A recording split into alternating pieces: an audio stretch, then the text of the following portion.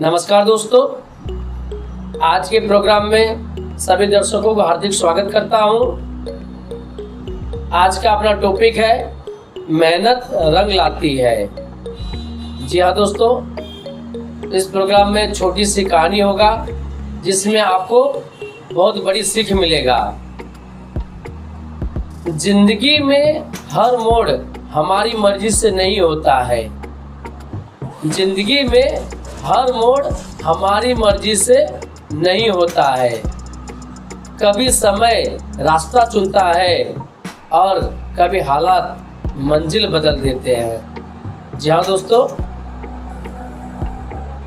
एक आदमी था जो गरीब था।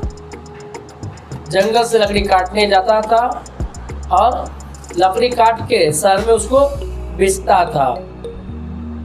जो भी पैसा मिले वह उससे उसका गुजारा चलता था। लेकिन भगवान का नित्य दिन पूजा पाठ करता था। एक दिन उनको लगा कि भगवान से मैं कभी कुछ नहीं मांगा हूं, आज मैं मांग के देखता हूं, क्या भगवान मुझे देते हैं। तो भगवान से उन्होंने प्रार्थना की कि हे भगवान, आप कहते हैं कर्म करो, फल की इच्छा मत रखो, फल आपको स्वयं मिलेगा। तो प्रभु, मैं रोज कर्म करता हूँ, रोज जंगल में जाता हूँ, लकड़ी काटता हूँ, शहर में बेचने जाता हूँ, लेकिन मेरे को बढ़ चढ़ के पैसा नहीं प्राप्त होता है। सिर्फ 2 वक्त का खाना ही मिलता है मेरे को, वो भी कोई दिन भरपेट नहीं। तो उन्होंने प्रार्थना किया कि प्रभु, मेरे को कम से कम 100 रुपया चाहिए रोज का।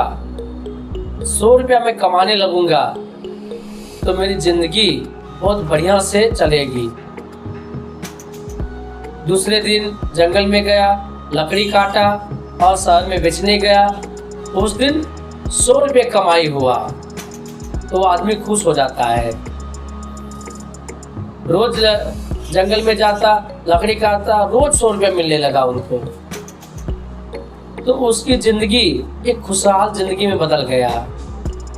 फिर उनको इच्छा प्रकट हुई, क्यों ना मैं शादी कर लूं। अब तो मेरे पास पैसा है, मैं कमाता हूं। तो उन्होंने शादी कर लिया। शादी कर लिया तो अब 2 जन हो गए। 2 जन हो गए तो फिर वही अब दिक्कत आने लगी कि 100 रुपये में 2 जन कैसे गुजारेंगे। वो आदमी जंगल गया, लकड़ी काटा, शहर में बेचने गया, तो उस दिन उनको 200 रुपया मिला। वो आदमी खुश हो जाता है और रोजी अपना जो कर्म है उनका, लकड़ी काटना, शहर में बेचना, वो नित्य दिन वो कर्म करने लगे और रोजी 200 रुपये उनको प्राप्त होने लगे। बहुत आसान से जिंदगी उनका गुजरने लगा, बहुत खुशहाल जिंदगी वो जीने लगा। फिर उनके घर में एक पुत्र का जन्म होता है।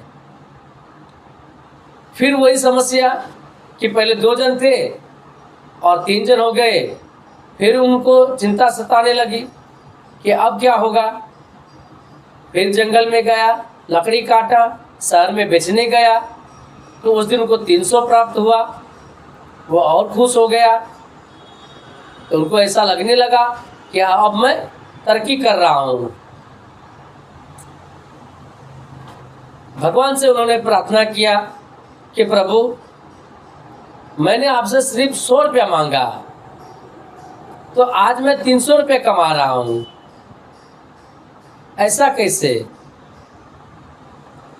तो भगवान ने कहा कि 100 रुपया तेरा है, बाकी का 100 रुपया तुम्हारे बीवी का, और जो बचा 100 रुपया है वो तुम्हारे पुत्र का है।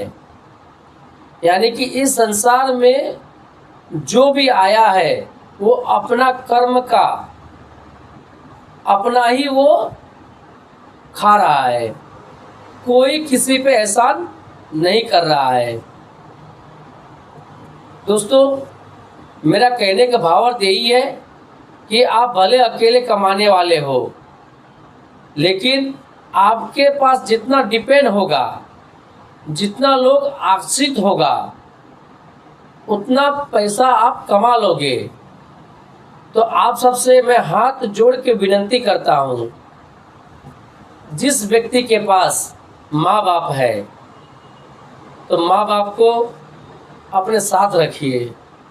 जिस तरह से बीवी बच्चे ख्याल रखते हैं, उसी तरह माँ बाप का ख्याल रखिए। तो माँ बाप के नसीब का जो भी होगा वो सब आपको प्राप्त होगा, उससे 10 गुना प्राप्त होगा। एक दिन आप बुलंदी को छुएंगे, उनका आशीर्वाद ही काफ़ी है दोस्त। Thank you.